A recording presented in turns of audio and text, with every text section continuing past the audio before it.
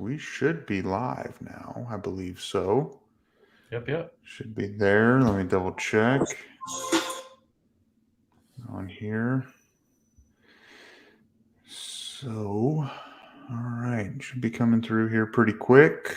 Yep, we are live. So, well, early National Signing Day. Not a lot happened for Oklahoma today. We signed all our guys, though, right? Yeah. We signed everybody that had committed to us and plus one. So, yeah, that's good. I got on Twitter, though, and I thought that the sky was falling from what I was reading on Twitter. Yeah. The text line was the same. Doing 4 hours of radio while people go to other places, and then having Cecilia Kana's commitment live on air. Oh, yeah, it was tough stuff. I was going to say, how was it? Just recap. I mean, because I didn't get to listen today. I mean, was it just one thing after another and everything else?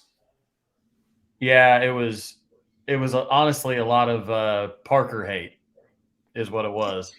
You know, I saw that people were, I don't know.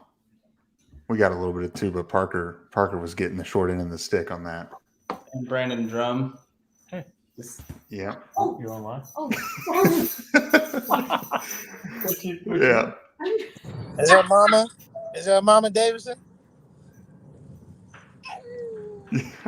Yeah. So Oklahoma ended up signing all their, commits and picked up one today. I think the one that we picked up, I feel like we should lead off with him because that is something that we kind of thought was going to happen and a good surprise that Oklahoma picked up in Marcus Strong.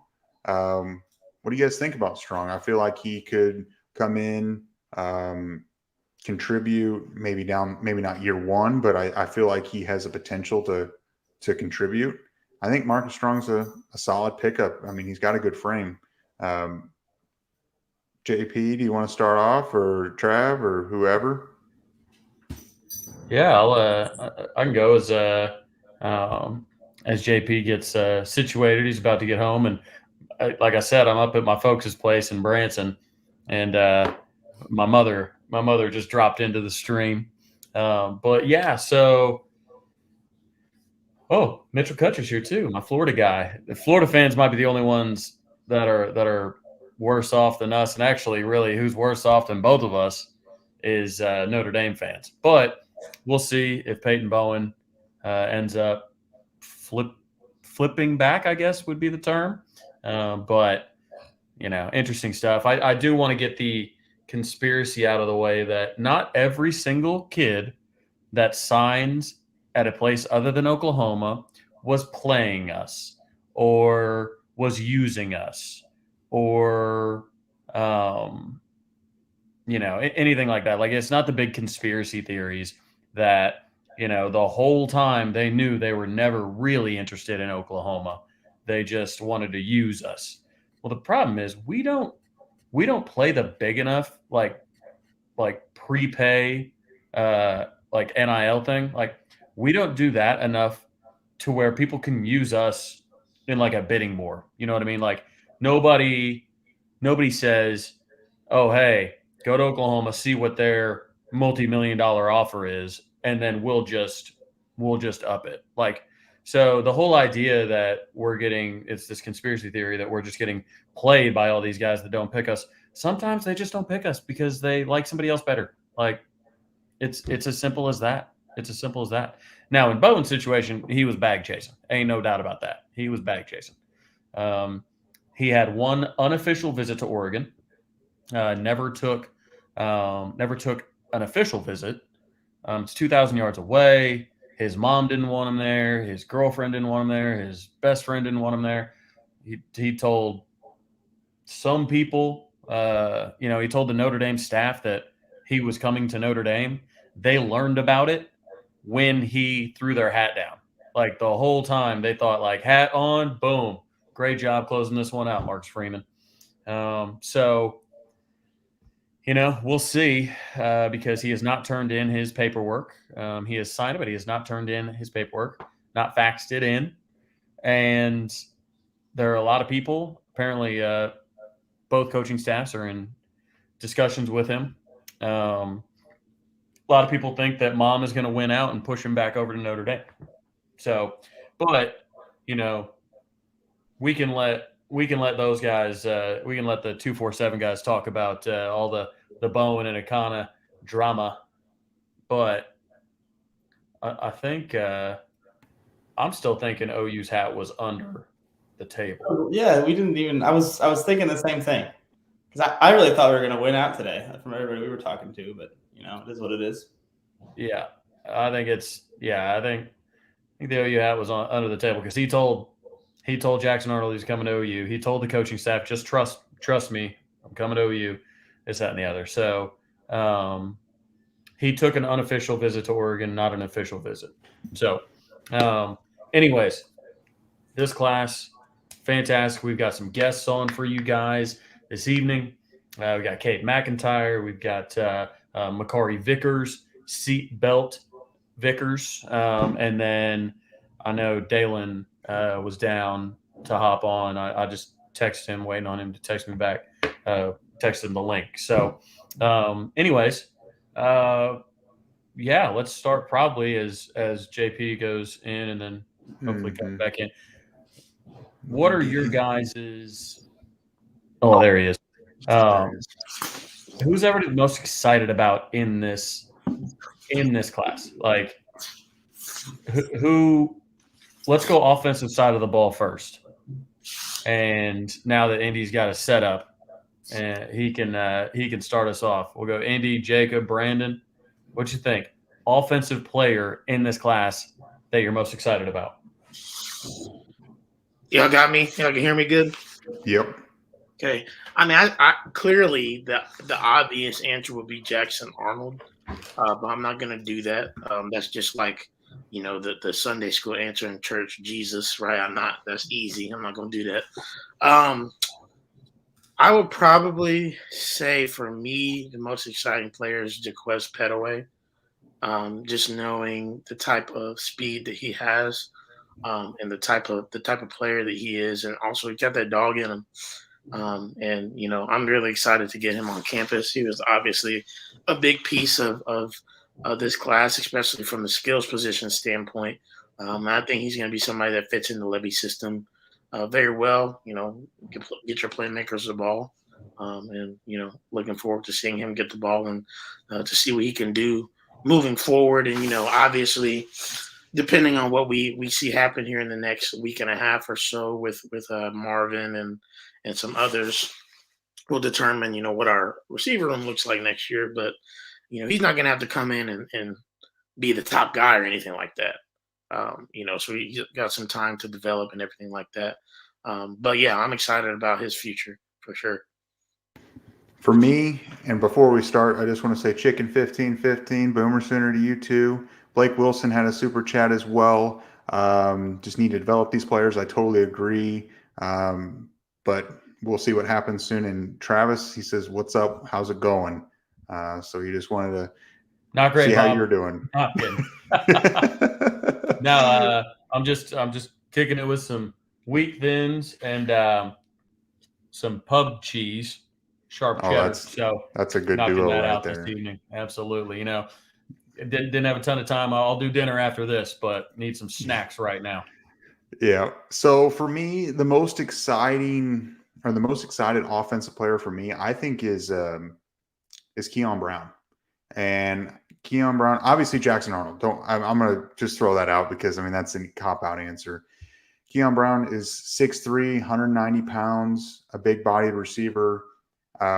He could come in and contribute potentially day one, just depending on, if they pick up another receiver and the transfer portal or another player comes in, or if Marvin Mims continues to stay and they keep adding more players. But Keon Brown, long-term, could really become a big-time contributor with a year or two in the system. Could he be like a Jalil Farouk or Jaden Gibson, a little bit of a bigger body, has some speed to him, good size. Keon Brown, he might not wow you day one, but I think that he could be in the next year or two. He could be a good contributor for Oklahoma, assuming he redshirts this fall or this upcoming fall.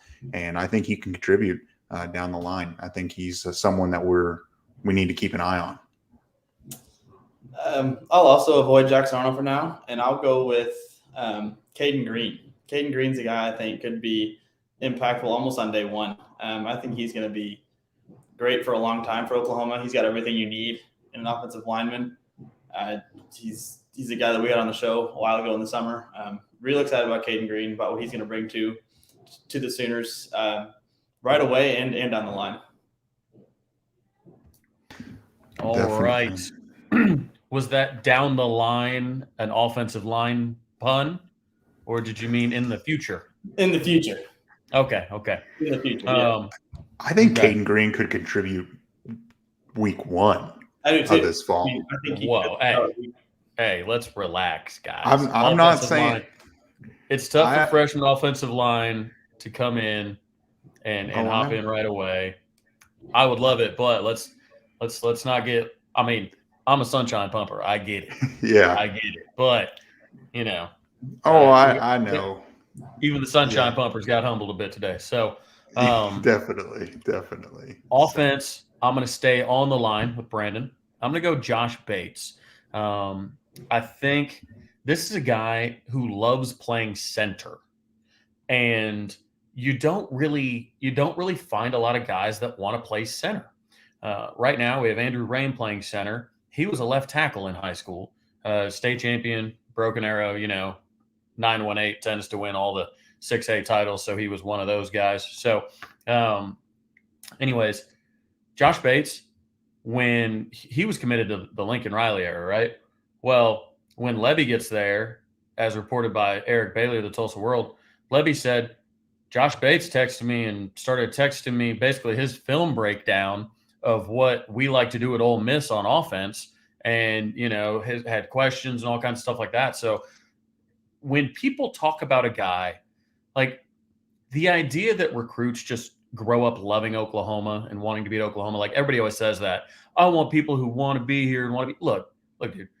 I'm guessing Makari Vickers or Josiah Wagner or these guys, like, they didn't just grow up loving Oklahoma. Like, a lot of these fans, like, their dads and their dad's dad worshipped at the altar of Bud, Barry, and Bob, and they expect these kids to just love the program as much as they loved them when they were born in their OU, went home in their OU onesies.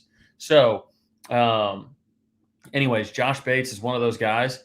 He wants to be here. He wants to be coached by Biedenbow. He is a true center, number one center in all of high school football. And when you specialize in something like that and get reps and stuff, I'm really excited about him, because we haven't had a true center since Creed, right? So when you have somebody at that position who really loves the position and can do everything that you need him to do, I think he's going to be massive for this class for sure. Definitely. And I see, it looks like JP's having some issues. I will say Makari has joined. He doesn't look like he's quite ready yet, but we will have Makari. I'll bring him in whenever he's ready to go. So I'm here in just a few minutes, just letting everyone know he should be here within the next 5 minutes. I'm sure he's doing a few things, but I definitely agree. I mean, Josh Bates, if you're looking for a leader outside of Jackson Arnold, he's that guy. We did an interview with him. Brandon, when did we do that interview with him? I want to say he was the first guest we had from the 23 class. He was mature beyond his years, though. He was an awesome guy.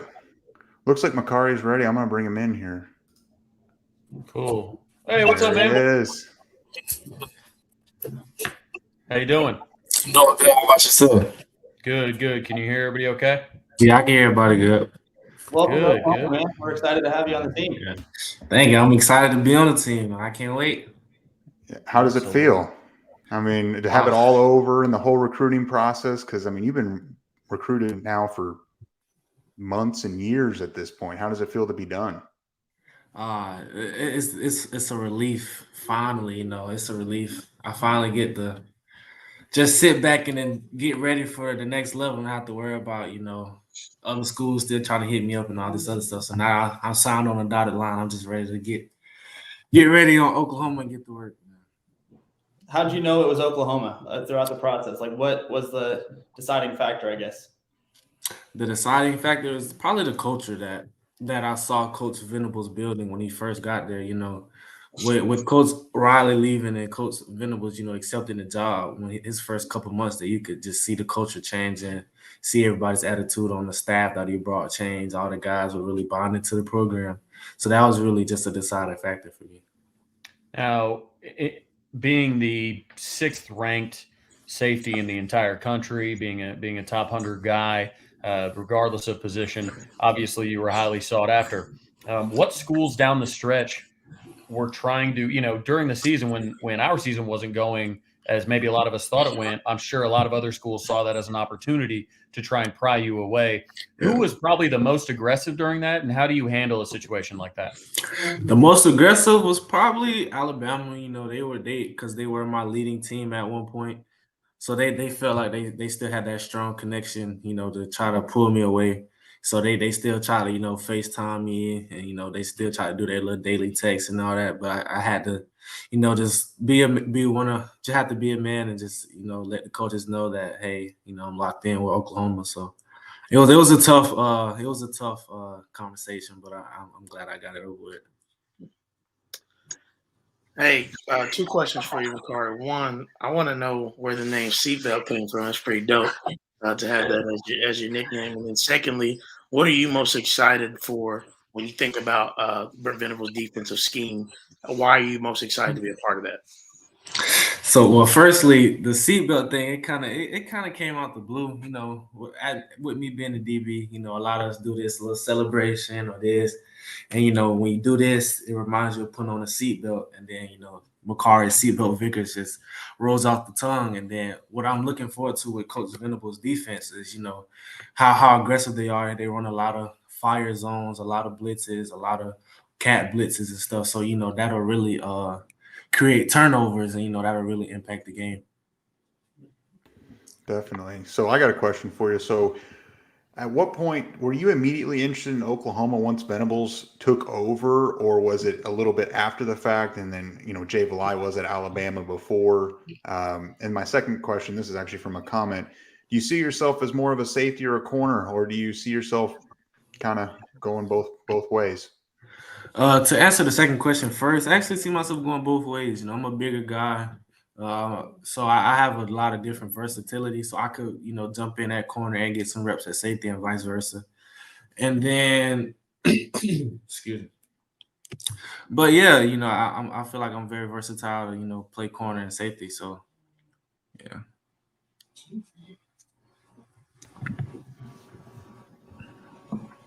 So we got to as kind of comments keep rolling in.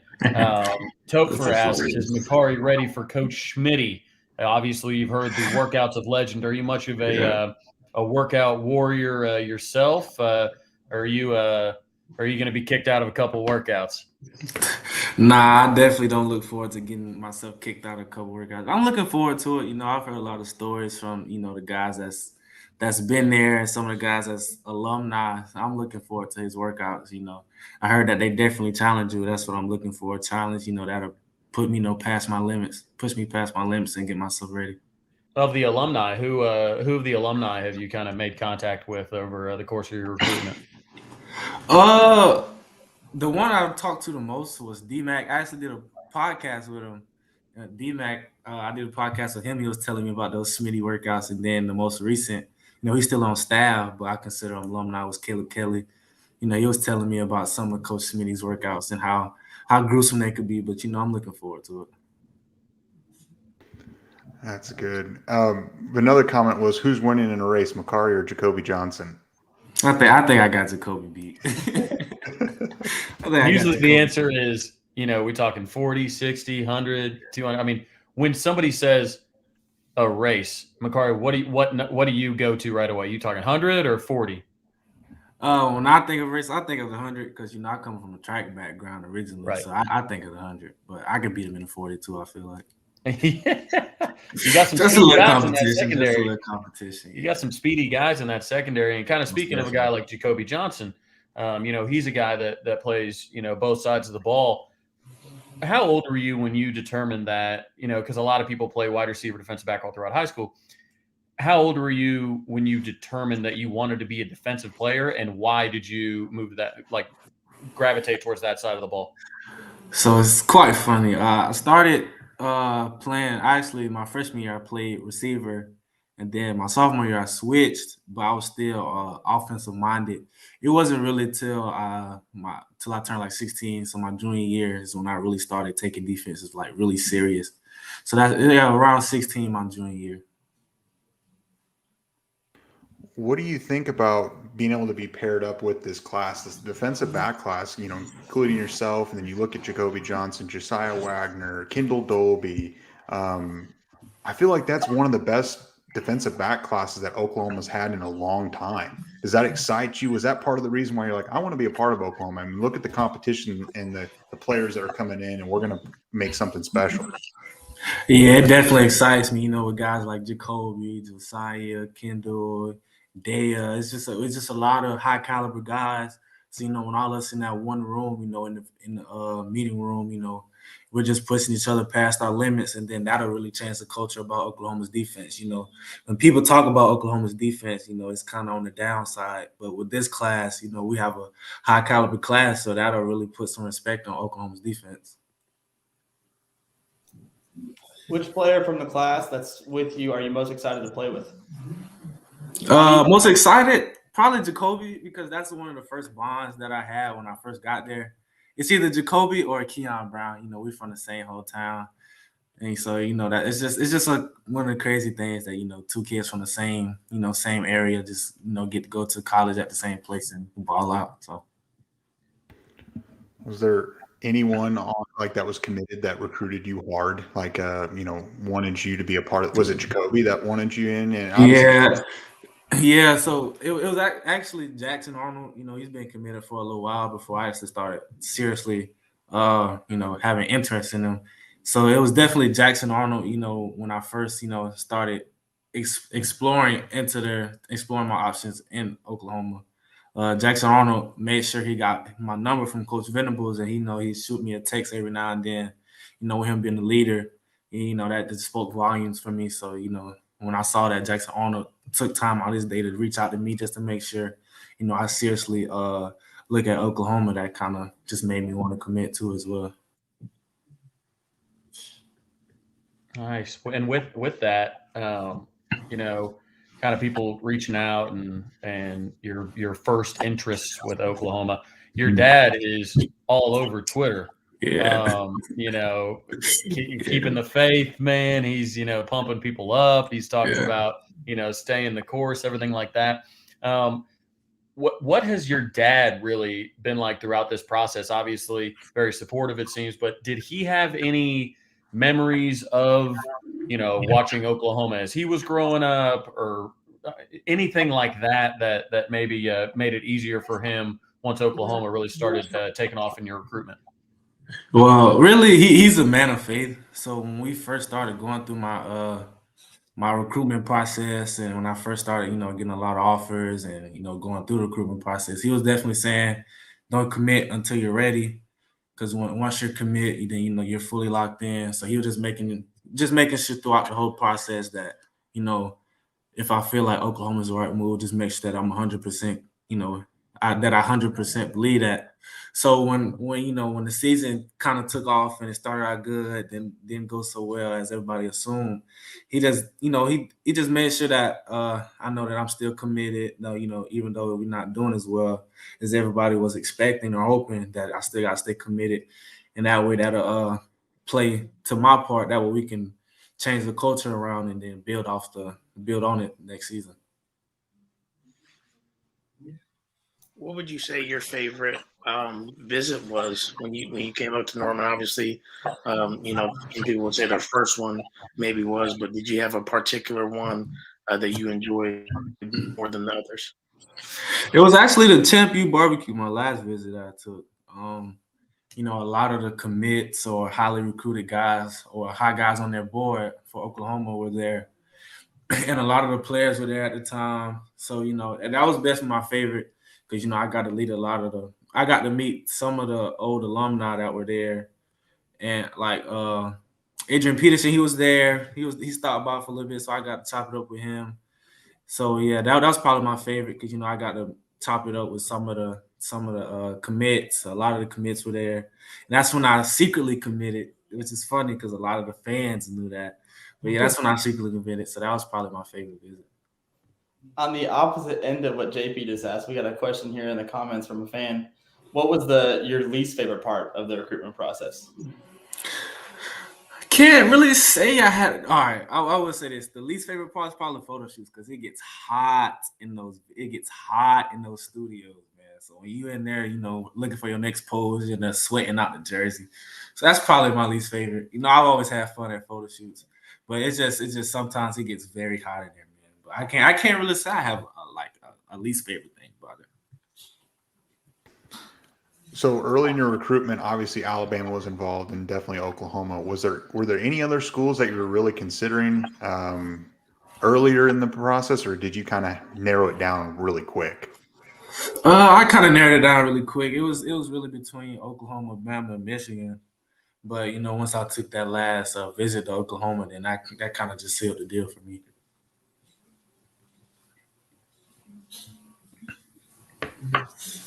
So when you go to an event like Champ U Barbecue,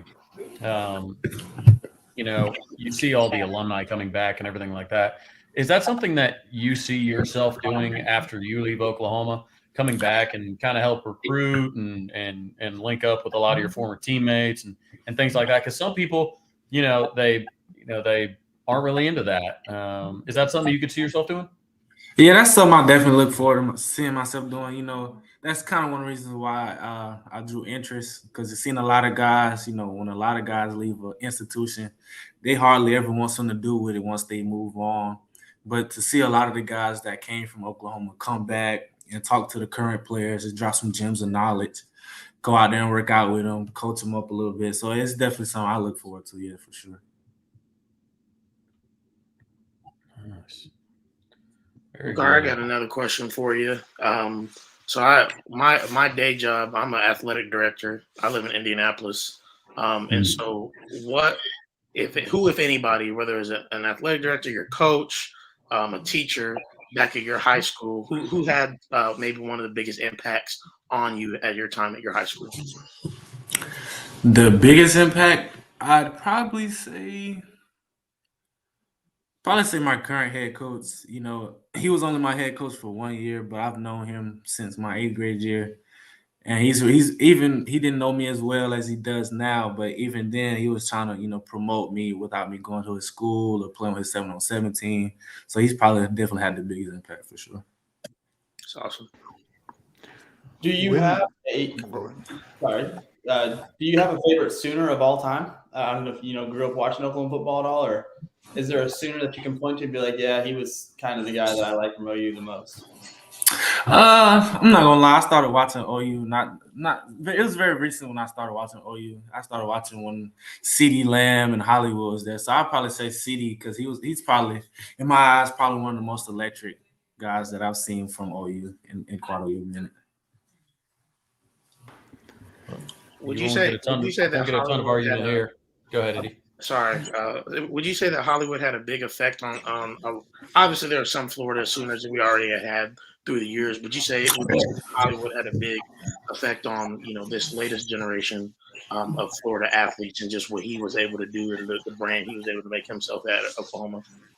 Oh yeah, most definitely. Hollywood. He definitely had an impact on a lot of us Florida boys because we talk about him a lot. Hollywood, yeah, definitely. Because it's not a lot of Florida guys that come to OU, but when you saw Hollywood go there and have the impact that he did with the team, it just kind of opened a lot of our eyes. So, did Oklahoma going to the SEC affect your decision? Obviously, it's still undetermined when exactly they're going. I assume being from Florida, your SEC you wanted to be a part of that, I assume. I mean, was that a big impact for your decision? Not really, but it did add on to the list of things that I will enjoy when I'm during my time at OU. You know, because a lot of the, you know, they say a lot of the faster, tougher guys come from the SEC. So with us moving to the SEC within the next couple of years, that'll give me, you know, that'll definitely push my talents and skills to the limit. So I would be definitely enjoy that. So I've asked every single recruit that we've had on the show this about the SEC. There's a lot of fun stadiums in the SEC. There's a lot of hostile environments that you're going to play in as a visitor. Which one are you most looking forward to playing in as a visiting player?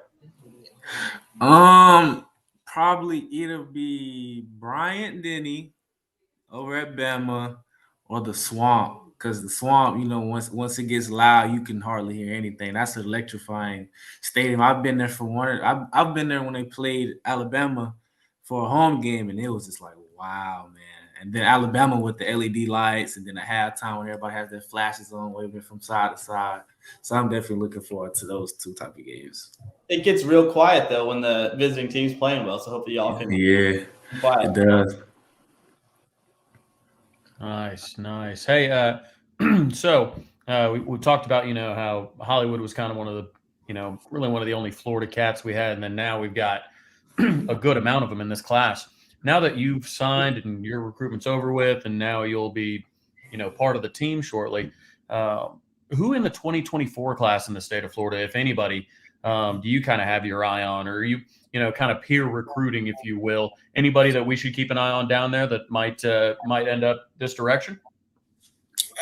It's actually one of the local guys named Leon Washington. He's put up some great numbers at our opposing team that we played a couple weeks ago. You know, he's definitely electrifying. He kind of reminds me of a Mario Williams Hollywood guy. He's short. He can catch it and, you know, short downs and take it a long way, or he can take you over the top. So definitely Leon Washington for sure. Leon Washington. Yeah. Write that down. So what are you looking forward to, not talking about football, what are you most looking forward to about college? I mean, at the end of the day, you are a student as well. Is there something like, you know, you're excited to kind of be off on your own? I remember getting dropped off by my parents at college, and it was like oh man, I am by myself now. Is there something that it's like, man, I'm ready to kind of branch out and be my own person and do my own thing? Or, I mean, your degree, I don't know. What's your degree also? So when I get there, I plan on getting my degree in sports medicine, sports education. That way I can get into physical therapy and then probably go into business and get business management, so way I can hold my own little sports facility. And then what I'm looking forward to the most is probably just the experiences, you know, branching out from my parents, being able to own my own money and have my own place, you know, just that type of stuff. You know, being living under your parents' roof for 17 years, it kind of makes you want to move out a little bit. But I'm pretty sure I'm going to be homesick too. So just a tad. It's the fine balance you have to walk. It's like, man, this is really great. But then you're like, you know what? Going home for a weekend doesn't sound too bad. Yeah, definitely. Let's see. I gotta ask. So, okay. What is non-football question? What is your least favorite food? Oh, I don't know if you guys ever heard of this. You ever heard of jackfruit? Yeah. I hate jackfruit. It's what vegans tried to say was basically meat. Like imitation meat. I hate. Yeah, they're like, what? They serve a lot of jackfruit in Florida? Nah, it's just my mom. She tried to have like a little vegan stretch, and it just she tried to serve us jackfruit. It just didn't work. I just couldn't. Now everybody was like, it's basically pulled pork. Like nah. It's just not the same, man. It's just. All right, Makari's not going vegan. Got it. Noted. Ranch or blue cheese? Because that's a famous one here. Definitely ranch. I hate blue cheese. Man, it's a wing thing. So, are you a flats or a drums guy? Flats. Okay. Flats. There you go. Flats, yeah. See, these guys are drums. They need a little bit of a handle. Yeah. So they can hear. And I'm driving. Get that right flat, in there, twisted. Yeah. Yeah, you pull the ulna out. Yeah. Oh, well, Yes, I mean, sir. you know, Simple. Yes, sir. Hey, while we're on the food tilt real quick, what's one food that maybe is more specific to Florida that you think you may miss being away from home? my parents are from the down south area, so they like a lot of seafood. So probably conch salads. I love me some conch salads or some oysters from there every now and then, or maybe some crabs. It's just a lot of seafood that's that we specialize here down in Florida. From where my parents are from. So probably some seafood like conch salads and stuff. Have you talked to Grayson Halton at all much when you've been on your visits? Yeah, a little bit. Yeah, a little bit. Okay, I know him a little bit, and I know him and his family like to go up because he's from San Diego, so he likes seafood a lot too. There's a place up in Oklahoma City called Pearls, and I've never been. I can't vouch for it, but Grayson loves it. He goes all the time, so I'm sure he may try to bring you up there, knowing you like seafood. Yeah, I definitely have to check that place out for sure. I will say, you have to set your expectations for seafood in Oklahoma. I mean, I'm in Tulsa, and the seafood's all right, but when you're coming from a place like Florida or the Bahamas or something, it's like it's not quite as good. But there's a lot of solid places out there that can serve you some seafood. But see, it's tough. It's tough because there are a lot of places that, like, you could go to a place in Florida and they're getting their seafood from Kansas City, a company out of Kansas City or something like that. That's the thing. Like, regionalized foods have become such a nightmare. Like, you can't even go to Miami and get like a good Cubano, like real Cubano sandwich because now everybody goes to Miami and they're like, oh, I want a Cuban sandwich, and they're like, here you go, here's pickles, mustard, and some pork, and they're like, oh, this is amazing. It's like, no, it's not like really like the real deal, right? Like that's what people like. Anytime you're in regional food, like you really got to be, like you got to talk to locals. You got to figure it out. You got to know what the spots are for sure. Even like Buffalo, like there are people that are like, man, Buffalo wings, like go get them somewhere else. Just because it started here doesn't mean it's that good. So, well, good. Well, you see, this is the real stuff we got to learn, right, man? I was in Bahamas eating some conch, and it was tough because there was this place called Fish Fry, and Fish Fry is a district. I didn't realize. I thought it was one place. So when this bartender was like, oh, you got to eat it at Fish Fry, we just told the taxi driver, like, hey, take us Fish Fry. He's like, okay, cool. He dropped us off, walks us into the restaurant. I've never had a taxi driver walk you into a restaurant. Walks into the restaurant. It's like, hey, I got these people right here. Okay, cool. Good to go. I'll see you guys later. Well, we eat, and it's good. It's all right. And then we end up leaving and walking around a little bit.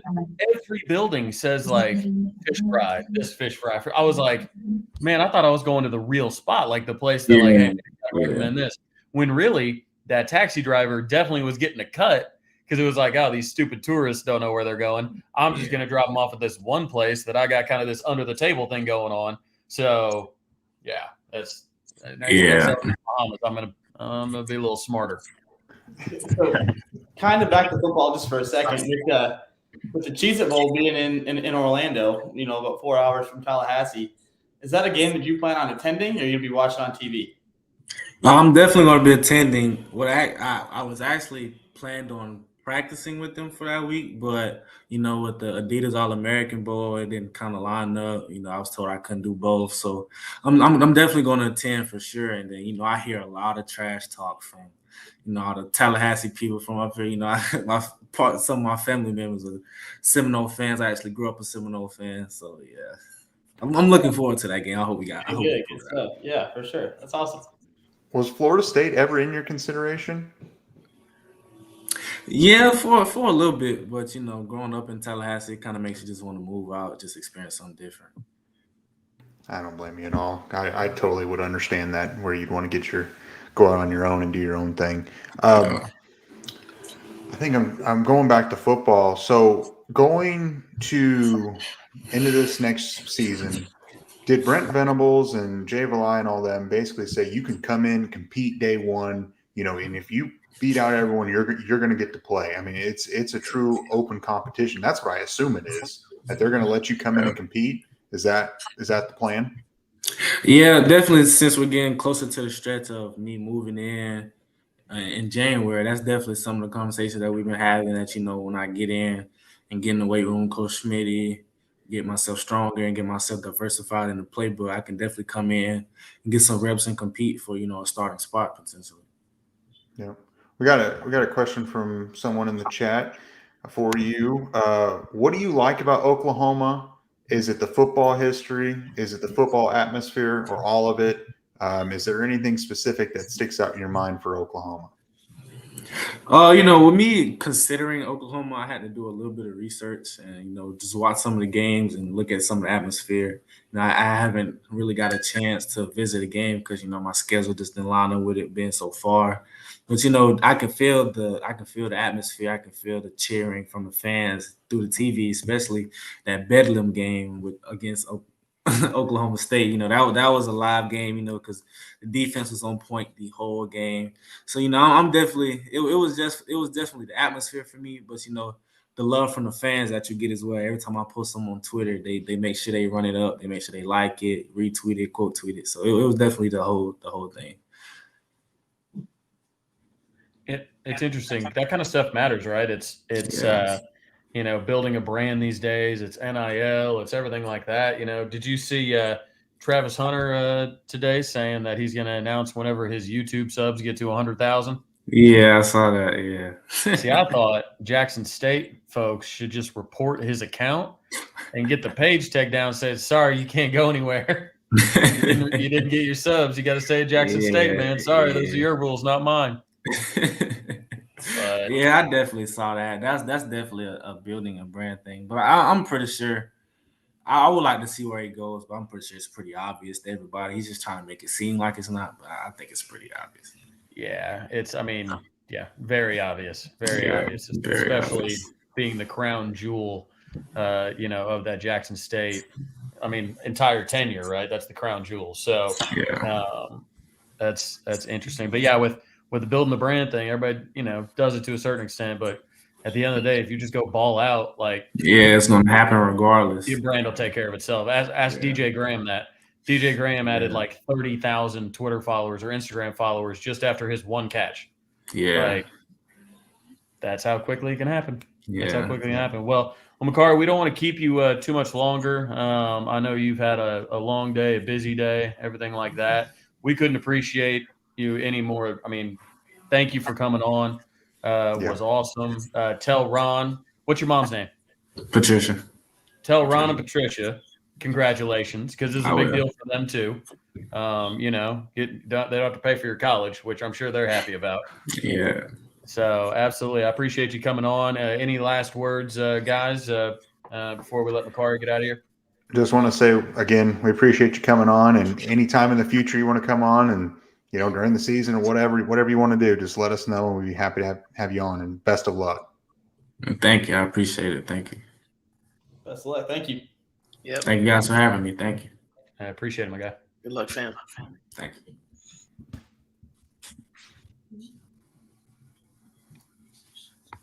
All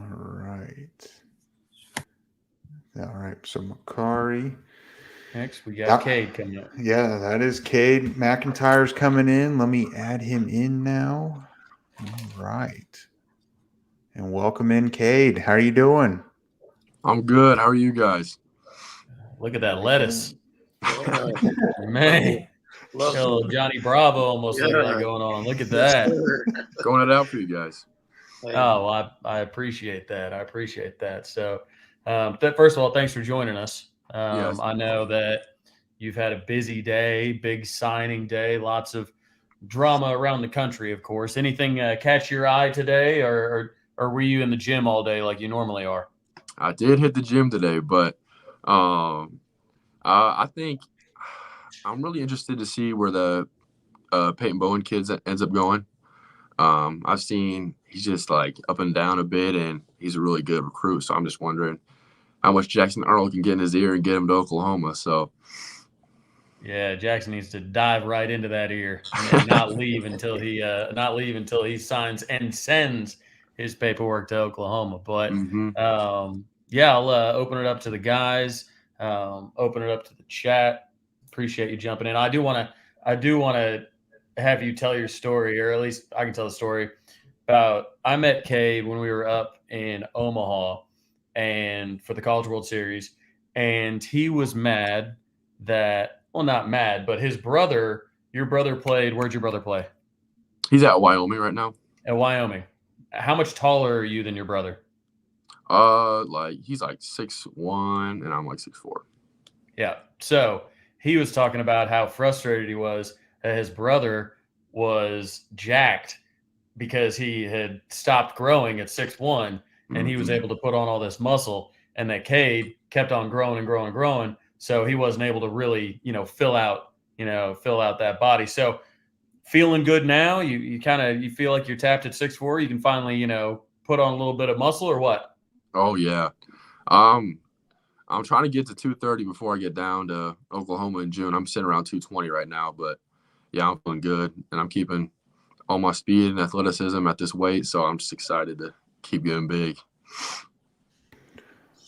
Okay, well, first of all, congratulations on it being official today. Going through the recruiting process, what about Oklahoma? How did you know that Oklahoma was the right school for you during that process? The biggest thing was my visit. So what really struck me was like the 3-day period. They really dove in on me when they first reached out, and then within the 3 days they offered me. Were just really they were real. They weren't faking anything. They weren't trying to lead me on. No, they weren't that at all. They were really real. Got to the point, and were like, "All right, we want you. You're our guy," which I really respected that, because I know sometimes you don't really get that from schools, and I'm just glad that I found a school that's real like that. And then my visit was really what blew it away. Just I feel like I've said this 100 times before, but like I went in to meet the coaches, or I call it meeting the coaches, because they already knew my name.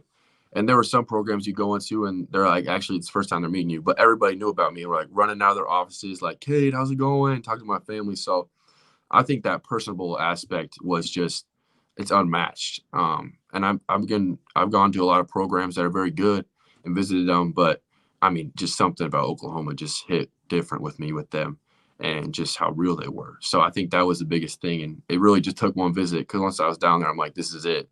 And so, I mean, that's all I got. Who were the outside of Oklahoma? And congrats. Who was a big time school for you? Were you looking elsewhere? I mean, obviously you had options. Were there any other schools that you're like, I could see myself there or there? And who were kind of your top schools you were considering? I think my top schools were Oklahoma, obviously, but then K-State was up there.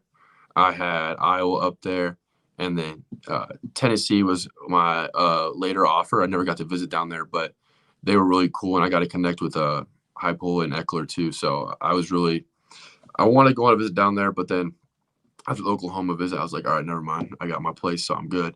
But it was just, I think those were I think those were like my top three, because I kind of really dialed it in. Because I don't, not saying there's a lot of players out there like that kind of like try to build it up and I just can't do that. I can't do talking to all the schools and stuff like that. So I really had to break it down into the top 3 or 4 that I knew, like, all right, this is where I'm going. And I just kind of let other schools and stuff like that. I'm like, thank you so much for taking the time and interest into me, but you can like start looking elsewhere, because I'm really looking into these schools heavily, and I don't want to waste your time. And I don't like, that's what I liked about Oklahoma, is they seem real, and I like to be real with people and not fake it, if you know what I mean. But yeah, that's kind of where I was at with those. Did you have any contact with the previous staff at all, or was it Brent Venables and this staff that came in and actually started recruiting you? I just didn't know if you had any difference or a difference of opinion or experiences with Oklahoma. Yeah, no, it was all the new staff. So it was all Venables, and then the first people to actually reach out to me were JP Lozman and JR Sandlin. So it was just the new staff. Did you ever get into how because for those of you that don't know, Kade goes to a very small school in a not very populated city, right? Yeah. So how many kids are in your graduating class? 27. Yeah. So when we met him, they play football on a different. You don't have a football field at that you're playing at a different small college, was it? Yeah, we were at? Midland, NAIA Yeah. college. So that stadium was tiny, and he's even smaller than that. So did they go into kind of how they found you? I mean, kind of a diamond in the rough scenario where, it's not like you're, in the Dallas metro or a local kid or anything like that. Did they really dive into kind of how they found you in the first place? And then were you surprised by it at all? They discovered me because of I had a Nebraska and Tennessee offer within like 2 days. So I had gotten those 2 offers within the same time period, and they, scrolling through Twitter, they saw that pop up, and then they're like, oh, okay. And then after that, they said they looked at my film, and they're like, okay, yeah, you're the real deal. And it was actually over, I think it was Labor Day or something like that, and they were supposed to be on a break. And they're like, actually, we're not supposed to tell Venables, like, we're supposed to be on break. We're not supposed to bother him. His wife was like, leave us alone. Like, let us be, let us relax. And they're like, but this is an exception. Like, we need to get you, like, the film to him, and hopefully he can watch it and get back to you. And so that's just kind of how that hopped on the scene. And it really was a surprise. Along with, I just felt very fortunate and blessed for a lot of my offers and everything that came along, because I know my brother had a different experience with COVID. So he was really locked in and didn't get many schools reaching out. And he's a phenomenal athlete. Like, I think he should have gotten way more offers than he did, but he found a great place. But really, COVID messed him up and didn't really get that exposure. And so I was just really blessed that I got that exposure and didn't have to deal with the COVID delay or anything like that.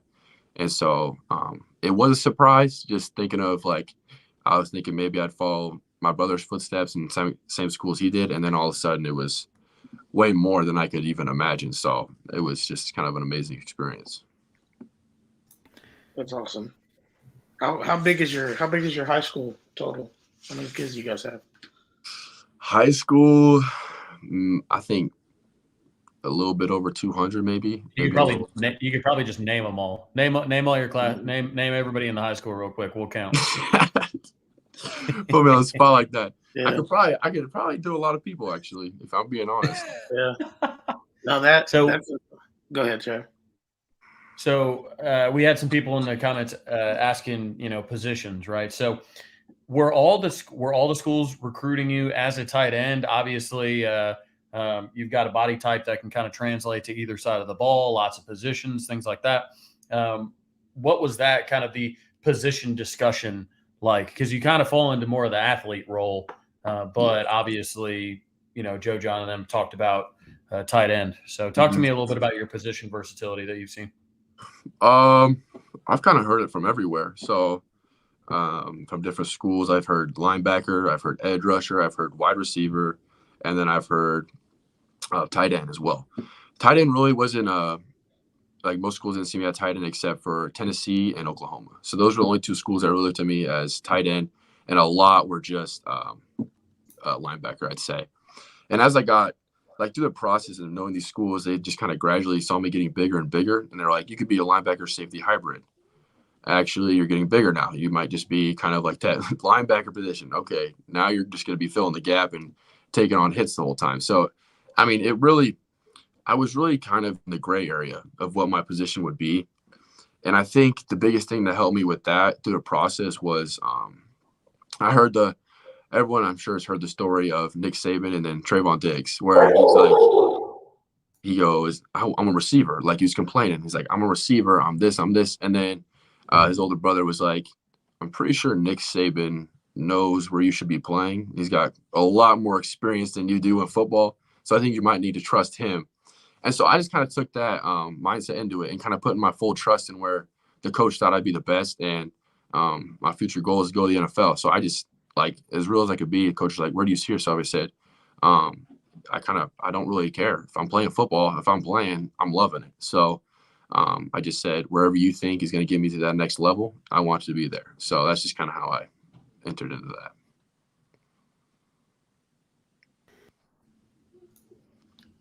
Go ahead, Brandon. Yes. So did the move to the SEC for OU factor into your decision at all? And is that something that you're excited about? I'm excited about that, but honestly, I wouldn't say that really would have changed anything for me, because I just love the school so much and love the people surrounding it. So, I mean, that's awesome. I'm glad that's coming with it, but I fell in love with the school and the people, so that's about it. So a quick follow up to that: which SEC stadium are you most looking forward to playing in as a visitor? I don't know. That's just crazy to me, even thinking about that. You know, I haven't looked at the schedule, so I don't really know how far. Like, we probably don't have schedules out for that, anyways. But how far down we'll be playing those teams? But I don't know if we play Bama sometime. Like, I think that'd just be crazy. Just like everyone surrounding it, and it's just kind of like, especially for me, being a small town and not really ever like seeing any of my schools in my like area play like a Bama. It's like always like an outlandish thing, like no one's ever gonna see or even be a part of. And so I just think that'd be really cool. And like, obviously they're seen as like the powerhouse of college football. Obviously Georgia's been up there too as well. But just, I mean, that'd just be awesome to me. With being from Nebraska, did you grow up a Cornhusker fan? Is Nebraska, were they ever under consideration for you or anything like that? I was, but I wasn't like diehard. And I've gotten this question a lot of like, so what made you really not be like Cornhusker heavy? Everyone's always like, I want to go to my hometown school. For me, like I said, like my goal since third grade, I've always wanted to go to the NFL. Like I started football in third grade. I'm like, I want to go to the NFL. And so really what came with that was like along in the process, I said, like, I grew up a little bit of a fan, but nothing crazy. And I had family that was Oklahoma fans too. So it was kind of getting to see both perspectives of that.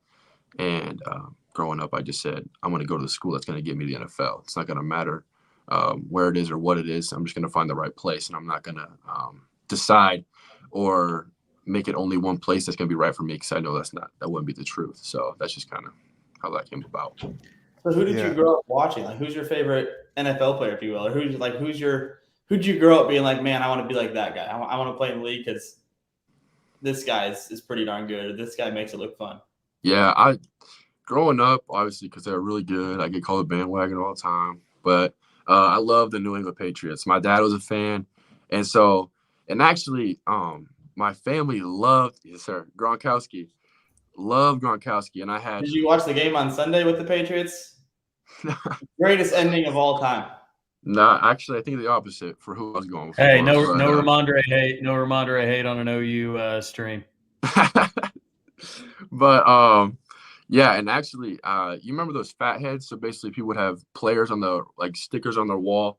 My brother was a Green Bay fan, so he had Green Bay all over his room, and then I had the Patriots, so I had a big Gronkowski sticker on my wall, and it was Gronk everywhere, and I think I had like one Tom Brady sign. So it's kind of crazy because I never really, growing up, I was always a smaller kid, and I never thought I'd kind of get as big as I am now.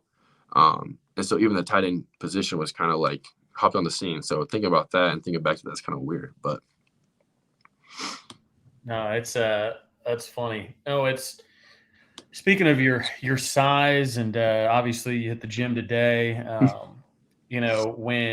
When that photo went out of your family all posing, how many comments did you get about, oh, does your dad have any eligibility left or anything like that? I mean, your dad is a tank. I know. And honestly, I think he just thought he was looking good in that photo. And so he posted it because I did not make a post about it at all. And I didn't put anything on Twitter. And he just was the first one to post about it. And he looked like he was posing a little bit, maybe flexing a little bit in the camera. Yep. I didn't know what he was doing, but got that arm I think everybody was in the comments saying he should come to Oklahoma. How many eligibility years he got left? I just thought that was hilarious. Oh, it was funny because obviously your dad, he owns a gym, right? He's a personal trainer, owns his own gym, and then he's also has a nutrition store. Right. So, Schmitty is going to be light work for you, easy peasy. What kind of weight are you putting up right now? Right now, I'm not really doing max outs this summer. Obviously, I was doing the 1 rep things, and but right now I'm benching. I'm just pushing weight. I think the other day I did 275 for like 6, and it was just wasn't bad at all. I was just moving it, and it just felt good. Light work. Yep. Yes, sir. And then squatting, we've been doing crazy stuff lately. We've been doing I think we did 5 sets of 6. And so I got up to 405, and I was really trying to buy in right now. I'm not trying to do the long, hold it and really struggle to get up. It's more of just boom, boom, boom. So I'm going down, exploding up. And I think I've just been getting crazy strong with that. But I was more impressed with I hit 315 for 20. So we did a burnout on squat. So I did 315 for 20 reps, and I was pumped to have that, and my legs were dead though. It was terrible, but it just felt good. So yeah, that's awesome. Yeah, it you hear the horror stories about Schmidt. Do you even consider those horror stories, or do you just look at it as, all right, well, this guy ain't seen somebody like me before? I honestly, I don't know how he's gonna be, and I don't know how I don't know really. I just kind of want to experience it. That's the biggest thing for me. Everyone's like, Schmitty's gonna be terrible, and then Joe John, I'll be like, yeah, I'm just kind of getting ready for the Schmitty workouts. He goes, you're gonna be fine. So I don't really know how I'm gonna play into that or how that's gonna go, but I'm excited. I'm really excited to get down there and lift with Schmitty. Just don't be late. Don't overspeak. Don't do none of that. From the sounds of it, half the Schmitty workouts aren't even about the workout. It's about all the mental stuff and all the responsibility stuff. So, you getting a lot of. Do you want to be more like Gronkowski or Mark Andrews? Do you see yourself as more of a Kelsey or anything like that? A lot of pro tight end projections. Do you watch anybody now that Gronkowski, I think, is actually retired now? Yeah. Who in the league currently do you like watching? And are you watching now that you've kind of been identified as a tight end? Have you begun watching more tight end film and whatnot to try and pick up some tricks here and there? Yeah, for sure. I think because I know a lot of tight end varies from size, and so there could be 6'8" tight ends, and there's also guys like me that are 6'4", and so it's really wide range and kind of ability wise. And along the process, I think Tennessee compared me to the next George Kittle, and I was like, whoa, okay. And then watching, I like watching those guys and people that compare me to them and are just if they see me doing that and I get to watch it, I can see myself more in that role and kind of position and doing those things. So I just I don't really know if I specify myself as a certain player or going off that, because I don't know. I think I'm just a very versatile player and a different kind of athlete than a lot of those guys anyway. So I think I'm just a lot different in just my building thing. So hopefully I get as successful as George Kittle and Kelsey and those guys. And that's what I'm striving for, to get the NFL and play as well as those guys. But I'm just really trying to make my own kind of game in a way too, and just kind of be Kade McIntyre. And what was the second question on that? Am I watching film on it? Yeah. The film part. Yeah. Now that you've been identified as a tight end, have you now put more time into watching specifically tight ends? Yeah, for sure. And it's gone down to the point where I've got my class stuff done. I'm a senior, so the schedule's not very crazy. So I'm just sitting in there, just pulling up NFL highlight videos of different tight ends in the league and pass. I'm just watching. But and that's always been I've always watched receiver and stuff like that because that's all I played. And then linebacker, I don't really watch linebacker film. I was always watching receiver just because that's a little more exciting. But unless you're watching Ray Lewis or something. Yeah, I've really just kind of bought in and I think the biggest thing for me that you can see with those, you can learn how to not waste movement.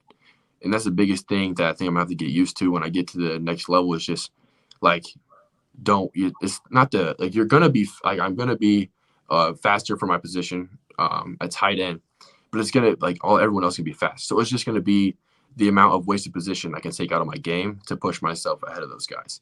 And so it's one of those things I've been watching and kind of their footwork and different things like that.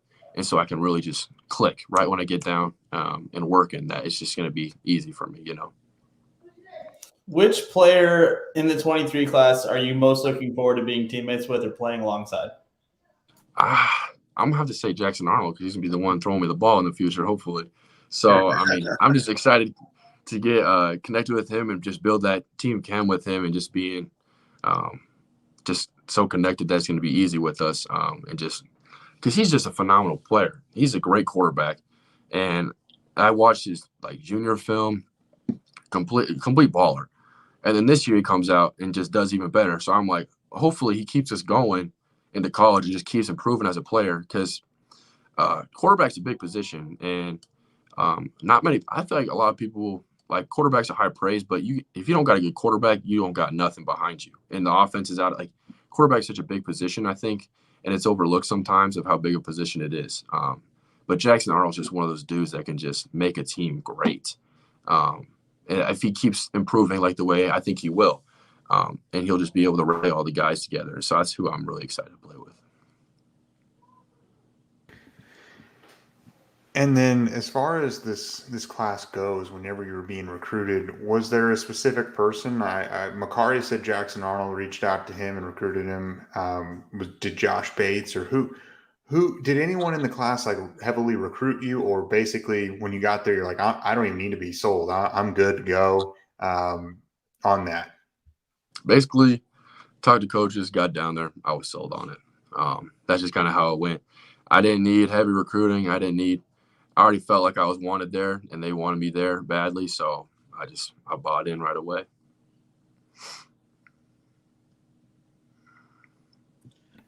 Kate, I just wanted to say I love your approach to things, especially you having that mindset of needing to work harder at specific technical things when you get to OU, and just recognizing that even though you were probably the biggest and fastest where you're at now, it's not going to be like that when you get up there.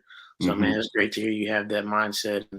One question I have for you, is there somebody at your school that maybe you've had or that's had the biggest impact on you, whether it's a coach, a teacher, even a peer that's really kind of sustained you throughout your high school career? Honestly, I think my head coach has really been in my corner a lot. But like he's helped me a lot with my recruiting and always being there for me. But I'm a big, like I say peer wise, like student wise, I say my brother, because especially at a small school, like big schools, like a lot of these guys who come from, there's a whole bunch of dudes going Division I. Me and my brother were the only two kids that are even like not even trying to be like arrogant or cocky, but we're just on that level. And so it was just kind of one of those things where like, we were just seeing like the sacrifice we had to take and putting in the work and not kind of falling into what everybody else does for their work ethic and different things like that. So I think me and my brother being in the same school and being able to work together, like he was my quarterback and he gotta throw passes to me, like I think he was probably my biggest impact through high school and really helped me a lot, especially with the recruiting process, because I got to see him go through it first and everything like that. So I say my head coach was really there for me, but my brother, when we were in high school together, was then amazing because we could both go to each other because we were the only ones who could really understand what we were talking about. You know what I mean? So I think that was probably the biggest impact. No, that's big. That's big, man. I was gonna say earlier. Sorry, I wasn't on. I was dealing with something. I'm an athletic director here in Indianapolis, and so my school is about the same size as yours. Okay. We don't have football, but very small school, and so no respect to that, man. I try to tell my student athletes all the time, like, you guys have to understand what it takes to play at the college level, and so you try to get them peers that understand that. But like you said, it's great that you had your brother that could understand where you're coming from. Where did he play? So he's actually at Wyoming right now. He's so at he's Wyoming, a freshman. right? You said that earlier. Gotcha. Yeah, he's a freshman right now, and he'll be a sophomore next year. That's awesome. That's awesome, man. We had a question in the chat. What is your biggest strength, blocking or receiving? And then I'll add on to it. Do you enjoy blocking? It seems like tight ends enjoy blocking. What's your take on that? I think my receiving, and I've heard a lot of people say my hands are very well, and I'm confident in my hands. But I love blocking. It's weird because I'm out at wideout, and like you guys said, like competition a little different in Nebraska, and you're not gonna get a great DB all the time. But I just love burying dudes, like just taking them, just burying them in the ground. And that's one of the things my coach really kind of, I think, stuck out to him about my game was he said, just like I'm the only player really he's seen that's just loved stock blocking, especially at the receiver position. Because I know a lot of times receivers are out there because they might lack that physical impact.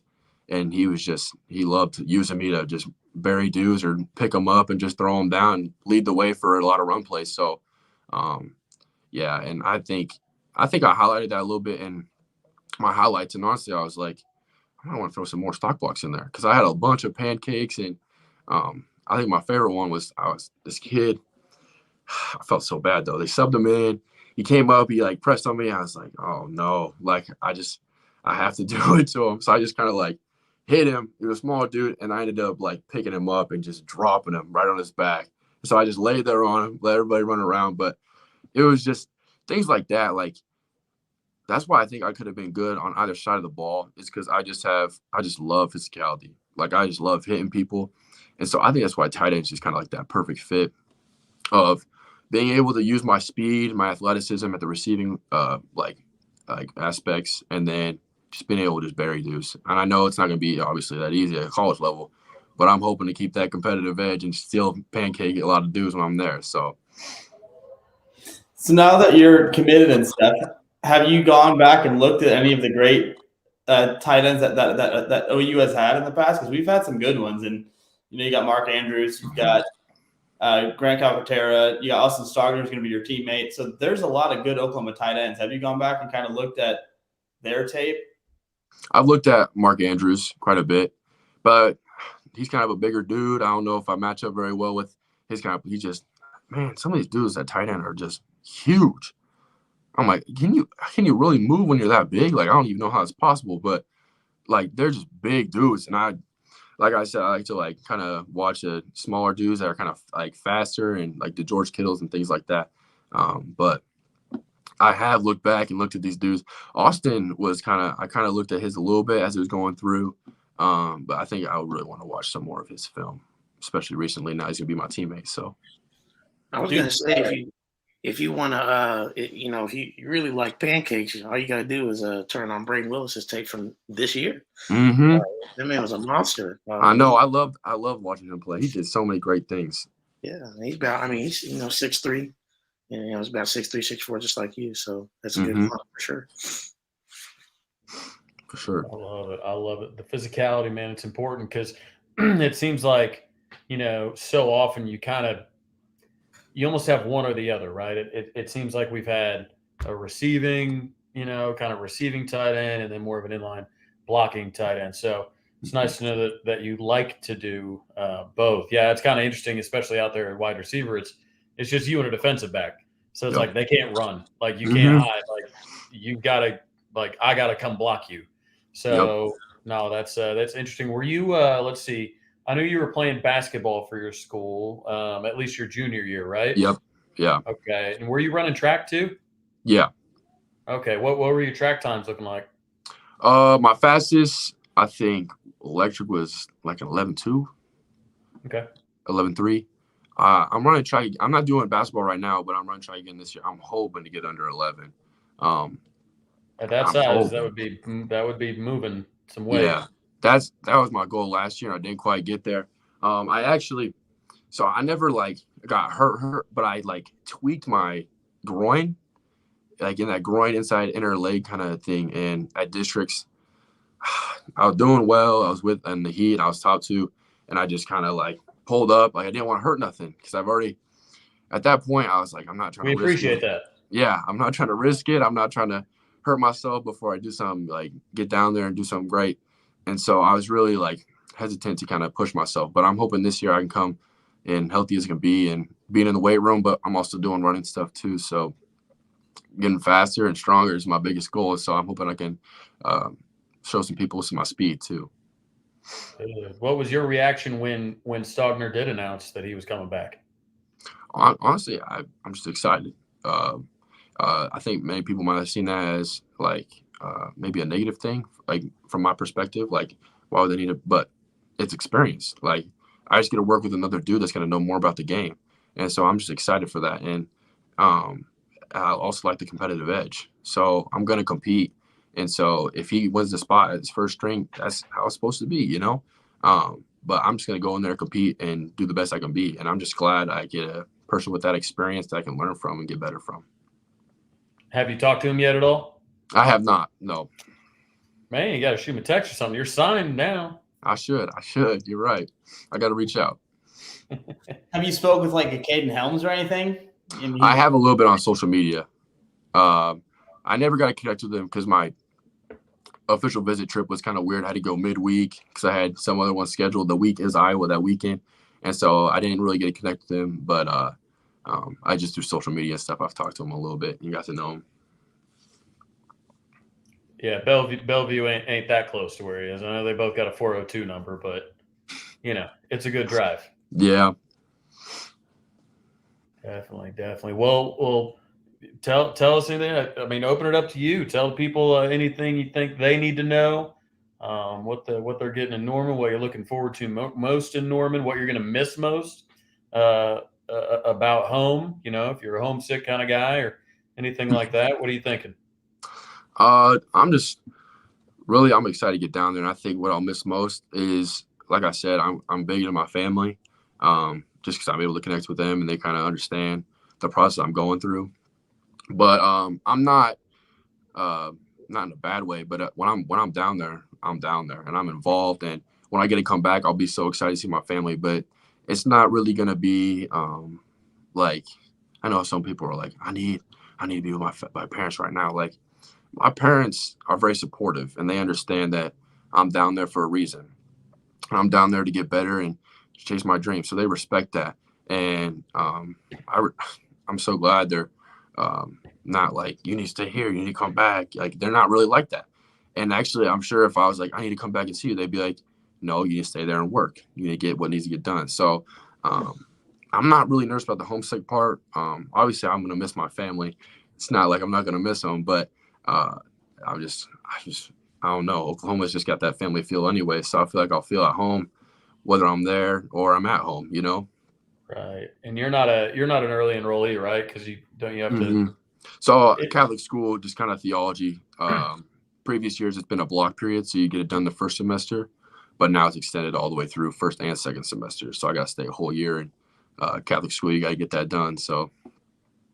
Right. Got you. Cool. Well, I mean, obviously, you know, getting the late arrival, I'll have some people with kind of a leg up on you. So you got to make sure you stay in that gym. Yes, sir. You don't got to worry about that.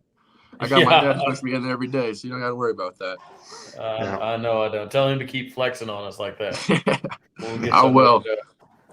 Yeah, I got one more question for you, and it's not football related, but what are you looking forward to most about going to college? I remember when I got dropped off at school by my parents, I was like, oh man, I am out in the middle of nowhere on my own now. Is just branching out and being your own person.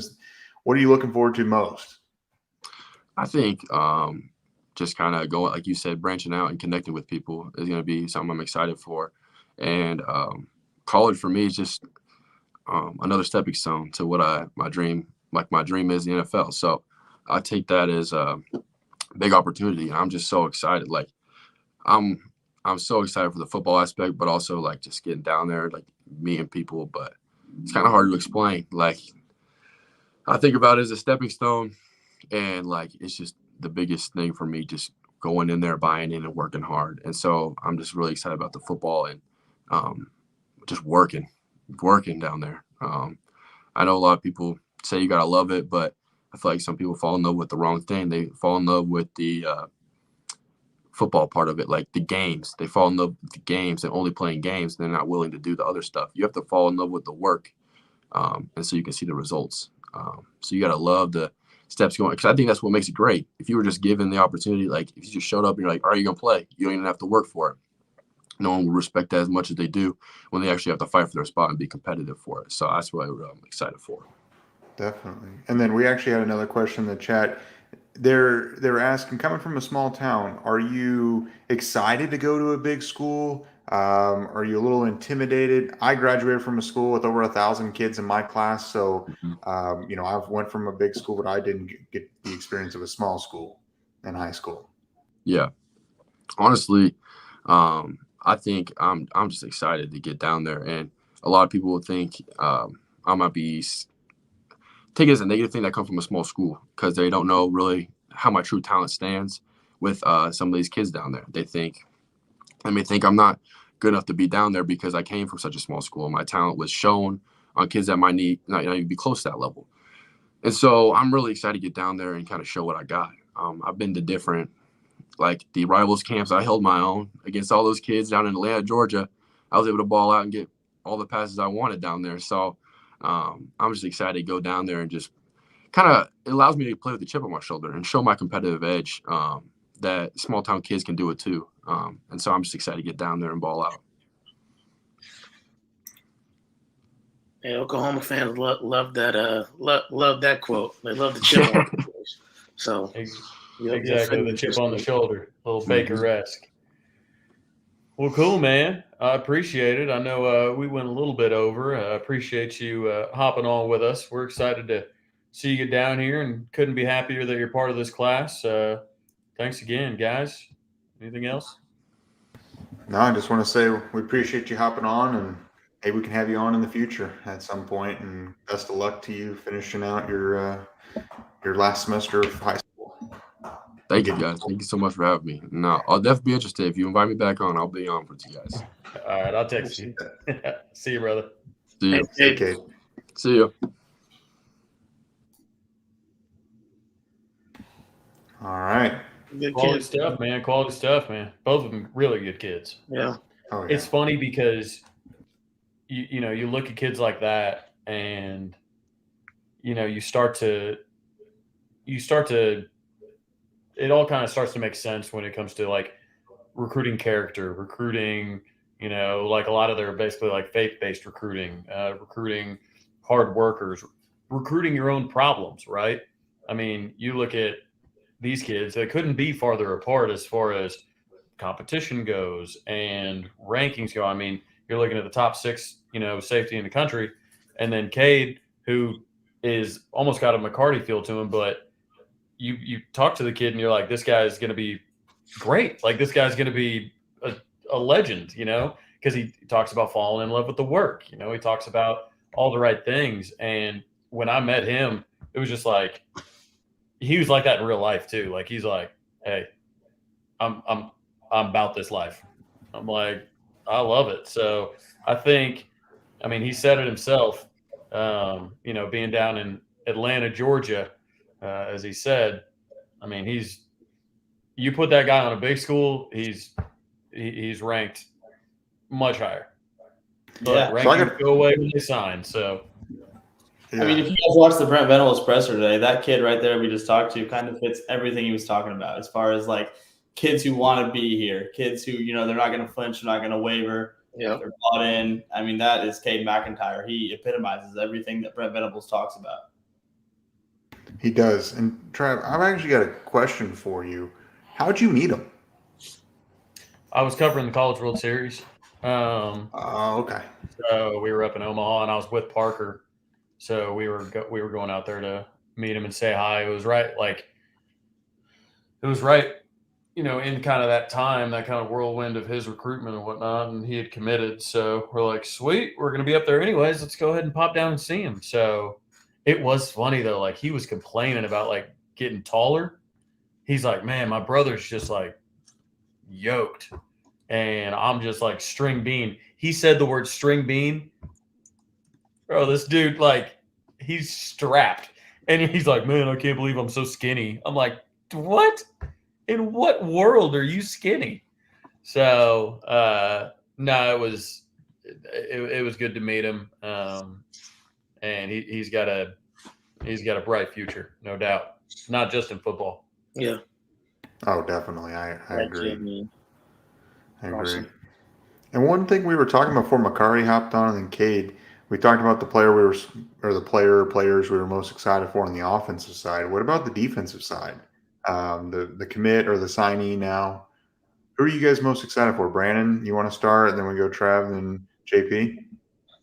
Okay, so I feel like PJ Adebawore is the obvious answer on the defensive side, so I'll stick away from that too. I'll go Derek LeBlanc as the guy that I think is very slept on, as Brandon Drum talked about when we had him on last. He's a guy that, I think we all feel should be rated a little higher than he is. Brent Venables called him a technician today at his press conference. I think he's a guy that's going to bring, again, to kind of like I said about Caden Green, he's going to bring a lot of really good play to the Sooners almost immediately and then down the line. I'll go Derek LeBlanc. Yeah, we're going defense. I'm going Makari Vickers, unless that was because we just started we just started defense just now. Got it. Yeah, I'm going with Makari Vickers. This is what I said on radio earlier too. The dude's got great size. He's got great versatility. He's locked in, like you can tell, like even before this conversation, like just how his dad is on Twitter, how he is 100% locked in, bought in with what OU's doing. And this is a kid that had to tell Bama, stop talking to me. I'm locked in with OU. Like, people can be upset about other recruitments or whatnot, but that alone made me smile. So this is a guy who Saban wanted, who Jim Harbaugh wanted. Those are really, really good teams with good coaches that put a lot of dudes in the NFL. And he said, no, I like the culture they're building in Oklahoma. And, the kid's just wildly talented. He's got, like I said, good size. He's the number 6 safety in the country, top 100 player out of Florida. They just have speed in Florida. Just that's all I don't know what is in the water down there, but a lot of speed. So really excited about all the Florida talent we're getting, but I think Makari is going to be a stud for us. I would probably say, not a sleeper per se, but Samuel Omashigo. I think I said that right. I hope I said that right. Who's part of that linebacking core in this class, along with Phil Picchiotti and Lewis Carter. Man, I'm excited about him. He's one of the early risers, especially that we had in this class, that people just got to see. After we got in on him, he just continued to rise. Up to that 4-star ranking now. So, man, he's just, again, you talk about quick, you talk about good frame. And obviously that's something that Brent Venables saw in him. And again, another just good kid. So I'm excited about him and to see what he could potentially turn into in a couple years. And for me, he's a late addition to this class is Kendall Dolby. I see Dolby coming in, from NEO. He's the number 1 corner according to 247 and their ratings. And then you look at the composite, he's the number 2 corner in the JUCO ranks. A guy that is an elite level talent at the JUCO level. I feel like he could come in and compete for snaps this upcoming season. I think that's why he's also being brought in.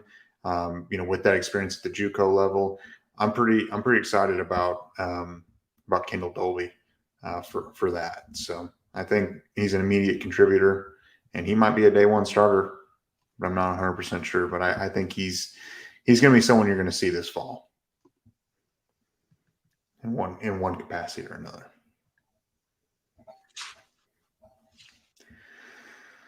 So should we talk maybe the future of the transfer portal, of what Oklahoma might look for in the transfer portal? There's 2 planes, baby. You're the pilot, man. Yeah, you 2 are the pilots. You're each pilot in a plane. You tell us what to talk about. Yeah, maybe this is our last segment where we kind of talk about what kind of happened today. Maybe not so much, and maybe we go into what do we see Oklahoma doing. Obviously there's regular national signing day in February, and then you've also got the transfer portal coming up. Obviously, what transpired today with Bowen going elsewhere, Akana going elsewhere. What does Oklahoma do? Do they make a late offer to a kid, or do they go straight into the transfer portal? Trav, do you want to start off with that, and then maybe we go JP and then Brandon and I? Yeah, I think one of those things, like I think we saw it with wide receiver recruiting. I think one of the reasons that we didn't push too hard on Micah was because we made like 6 wide receiver offers, after Evans decommitted or once the portal opened, obviously. So it's like with that, like you have production. So if you're looking for a number 3 to come in, you love what you got in Keon Brown. You love what you got in Petaway. Do you want to offer a kid that's a, 3-star something or other that we have never heard of, just to get somebody in the class? I don't think you do. I think you want to go to the portal and get a guy that's got some production, that's maybe got a little bit more built out frame that you don't have to get in the weight room quite as immediately. I mean, obviously he'll be going in there, but I think that you still have an opportunity with Venables. Like the timing's just right with Venables finishing second in a lot of recruitments, or with Clemson guys that might want to move on. Obviously, they've got a few in the portal that would certainly be takes for Brent Venables. I think that 1-year moratorium has kind of lifted, similar to what we saw with Shane Beamer, and the opposite of what we saw with some other coaches. But I think you just go heavy portal. You replace it with production right away. You give a year for the kind of the freshmen to mature physically, even at a position like wide receiver or something like that. Like you don't need to be as physically dominant necessarily, like especially if you've got speed, you can deal with it. But yeah, safety, I think you go into the portal. I think you maybe go get an edge, like just a couple, more defensive players. I think you're going to be in good shape. Do you guys see Jose in the chat here? Yeah, man, he's I going nuts. He's. I don't have any beers on me, or I might, but no, I left my beers out in the other room. Oregon greater than OU ? They had a day though. I think Oregon. If you had to pick a winner of the day, Fishy's going on there. Oregon's got to be the winner of the day. Not even with just Peyton Bowen. They flipped a couple kids today. Yeah, but it's one of those things like the winner of the day is Alabama. Because the thing is, what happened with Oregon is obvious, right? They flipped a bunch of guys with bags. When you get a guy commit to you that's never taken an official visit to you, and like nobody saw coming, like that's a bag. Like we just know it. With Alabama, they got the highest ranked class of all time coming in, and it wasn't a bag drop. The kids are just like, well, yeah, I think I'll go play for that team that keeps on going to the national championship. Like, I think that's what I'll do, and has more NFL skins on the wall in the last decade than anybody. You know what I mean? Like, that's why I think when I look at kind of the winners, I know it's easy to say like, oh, the winners are the best class, duh. And then the second best winner is the second best class. Like, but at the same time, Alabama finished strong. A pair of 5 stars for them as well today. And everything panned out just right for them in a world where they had to hear about A&M buying players and Miami buying players and Oregon buying players. They just sat there and did what they've always done, and they'll finish with the best class ever. How long until OU's competing and making classes like that? I would say 2 or 3 years, I think. I mean, 2024 sets up really well for us because of just the location of a lot of guys. So, like, a lot of guys have legitimate Oklahoma ties. Obviously, you look at your Stacey Gages and your David Stones and your Zadavian Sims, and even if you're going like just into the metro, you've got Nigel Smith, you got Peyton Pierce, you got Mike Hawkins, you got just a lot of these guys where you're like, okay, you've got a good core. Like, and Hawkins is very much like a tastemaker, if you will.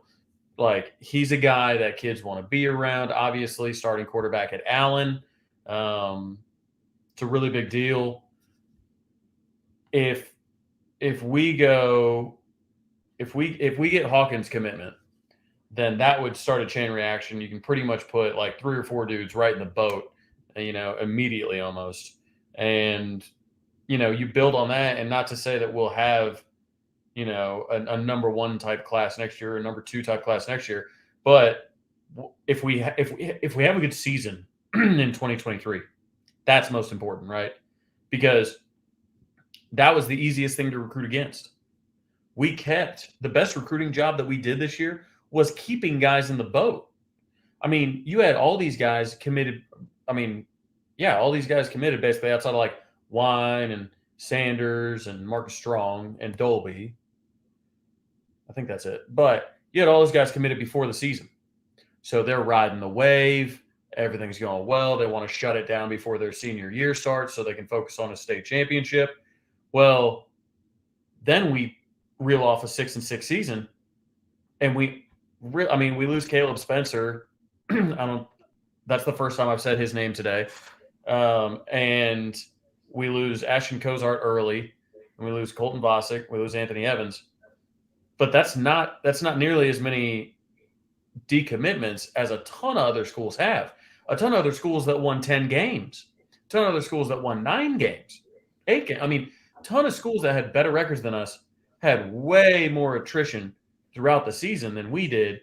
And I think that's what's so commendable about this coaching staff right now is they were able to take a 6-6 season and just say, hey, just here we go. Just stay the course. We're going to do it. And that's what's so impressive. So I think if you have a more successful season, if you had like a 10-win season, then maybe we're talking about landing a Connor. Maybe we're talking about landing Hicks. Maybe we're talking about landing these guys because some of the other programs, they started off rough too. I mean, Notre Dame loses to Stanford and Marshall. You know, Texas A&M loses to Appalachian State and everybody else. So it's like you start looking at, you know, some schools we're competing with and you're like, oh, man, if we could have thrown out a 10-win season, now we at least had that feather in our cap. So I think that's kind of the longest answer possible to your question, but I think the most complete. No, but I think what you just said is the best thing because I think it's impressive that Oklahoma finished with the best class we've had in a decade. That, you know, in spite of that 6-6 season, I think, like you said, it's very impressive to be able to keep a haul like that, in spite of the team not performing up to, you know, the standard that Oklahoma fans are used to. And it's tough because, you know, you lose a lot of those games really close. You know, a couple of plays here and there, and you're not 6-6, but that's not here nor there. Yeah. We don't need to dive down that rabbit hole again. No, we already lived through that. I don't want to go through it again. And I think also looking at this recruiting class as a whole, it's not done yet. I mean, it's 8 right now. It's still really solid. I mean, with potentially picking up some more transfers, picking up maybe a late, you know, a signing on in February, you pick up 1 or 2 guys and you pick up a handful of guys in the transfer portal. This class might end up 5, 6, 7, somewhere in there. And I think that's, I mean, what was the best class that Lincoln Riley ever put together? The previous staff. I mean, it's right in line. It was 2019 was 2 points less, but 2019 was propped up by 3 5-star wide receivers. So it's like when you pretty much divvy out, like if I could give you guys a depth chart right now or you know, some just the positions, right? A roster, if you will, and say, where do you want the 5-star talent? Would wide receiver be last? What would be last? Either wide receiver or running back for me. Yeah. So that's kind of the thing, right? So you look at Lincoln's classes, even at USC, I mean, they're propped up by 5-star wide receivers, you know, even a 5-star skill position players, if you will. Whereas you look at our class and we got the best defensive haul that we've had in over a decade and a higher rated class overall with only having not only 3 5-star receivers, only 2 receivers at all, both 4 stars. So there's just a lot more meat on this bone. And that's why I'm really excited about the class. I definitely agree. Let me read off this tweet to you. I thought this was a great tweet by Chad Smith. He says 24 out of 24 verbal commits signed, highest rated class in 247 history, and a top 5 class when factoring in transfers. But y'all are letting 3 recruits get you this upset. Oh, you had a great day. So I think when we're looking at this whole thing in totality, and again, you're going to have the fans they're looking at Bowen and Akana and potentially Hicks, and us going 0 for 3 on those guys would potentially, obviously, Hicks is still yet to be seen. But they have the illusion that oh, we can't close. They get all wrapped up in the pageantry of it all. But it's like, man, when you look at the facts, you look at the car facts, what is it saying? And it's saying that we literally just had the best recruiting class, like you said, in 247 history, best defensive class in probably 20 years, right? Or we out recruited Lincoln Riley even now from USC, but people want to continue to bring stuff. It's crazy to me. It's crazy. I think with that, it comes down to, if Jackson Arnold and PJ Adebawore would have waited till today to announce, then we'd be looked at as the winner of the day, right? 5-star, Elite 11 MVP, 5-star, maybe the best quarterback in the class, commits to him, and they get, 5-star defensive lineman, edge rusher guy. But that's the thing. We had some low-key recruitments, some relaxed recruitments that stuck with it, and we went after some guys that were equally as high profile as the other 5-stars, but now we got all kinds of drama with these guys, right? So I think there's something to be said about that. And I also think I compared it a little, to a casino visit earlier. So like you go into the casino and you start winning some money, right? And you're in there for a while. You start winning. And now you're like, okay, good. I'm having my best day at the casino. You got big old stack of chips in front of you. And then you're like, all right, I'm going to leave by midnight, right? So you have a big old stack of chips in front of you, and you just bet a couple more times, and you lose the last 2 or 3 hands, and then you leave the casino, and you're thinking to yourself, man, if only I'd have won those last few hands, I'd have had an even better night, whereas you're walking out with this big old stack of poker chips, cashing out, and meanwhile, you're walking by a bunch of losers that just lost all their money and had crappy days. So, this is better than, over 100 schools, over 120 schools would not have the class. And I know we're not trying to compete with the Campbell Camels in recruiting. We're not OSU. I get it. But, we have to understand that when they commit, it doesn't make a difference on how they'll play, right? When they commit just influences how fans feel about how their cycle went. And our cycle went great despite the late part not going that great. I think you hit it right. Like this fan base in Oklahoma in general, we're so spoiled because of what we're expected. Well, what we think we're going to do. You land a top 10 class, you land a top 5, or a 5-star defensive lineman, probably the best quarterback in the class, and fans are still upset. We got a comment right here. Jordan Renaud, Colton Vasek, McDonald, Hicks, Akana, Bowen, and you couldn't even draw interest from Anthony Hill. So all they look at here is just that negative stuff. And it's crazy to me that that's a thing. You can do that with any school anywhere. You can do that with any school anywhere. You can go anywhere and say, look at the guy you lost. Look at this guy. Look at this guy. Are you serious? Yeah, sorry. You can't sign 50 kids. Sorry. Yeah. And at the end of the day, they're recruiting a certain way for a certain type of player. And if you don't fit that mold, then maybe the best option for them is not Oklahoma. And sometimes, as fans, you see the stars and you're like, we need him. And in reality, maybe it's not the best long-term fit for Oklahoma. And, being top 10 and despite everything, despite losing, losing out on 3 kids, then having a 6-6 season, despite all that, you still put together this recruiting class. Think about what it's going to be like when Oklahoma goes 10-2, 11-1, 12-0 in the regular season. I can only imagine what that's going to end up being. I think in the next 2 to 3 years, they do put top 5 classes together relatively consistently. And it's tough to be at the top every year. Alabama wasn't number 1 last year. You can't. The tough part is you can't compare yourself to Alabama. They're the best. This is the greatest dynastic run that we've ever seen in the history of the sport. that's not. I know best is the standard. I get it, but that's not. It's never been done in the sports history. So you can't then assume like, well, just do it because Bama does it. They're what's called an outlier. You can't, they're the exception to the rule, right? So you can't, aspire all you want for sure. Aspire to be that, aspire to be the best. But it's not that easy to be like, well, Bama can do it. Yeah, Bama's also won more titles in this a certain period of time than any school has ever done, and they have the greatest coach to ever coach in maybe the sport in general leading them. So unless you think we can hire Nick Saban, don't say, well, Bama does it. Unbelievable. Why are we comparing ourselves to Bama at all? Who's doing that?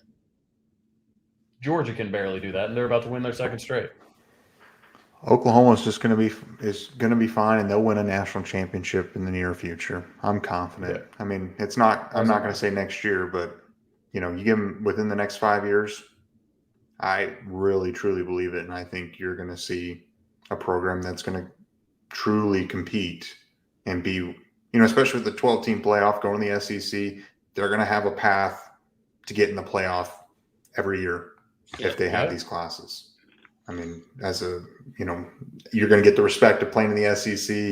There's going to be opportunities for you. So, there's a guy that wants to talk about, with the class we just signed, you're not going to be able to compete at the top of the SEC.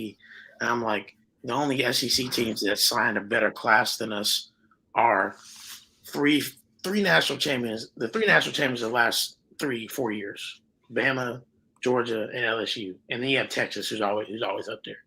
So he's acting like we're like behind Auburn or Texas A&M, or like you guys are not being for real.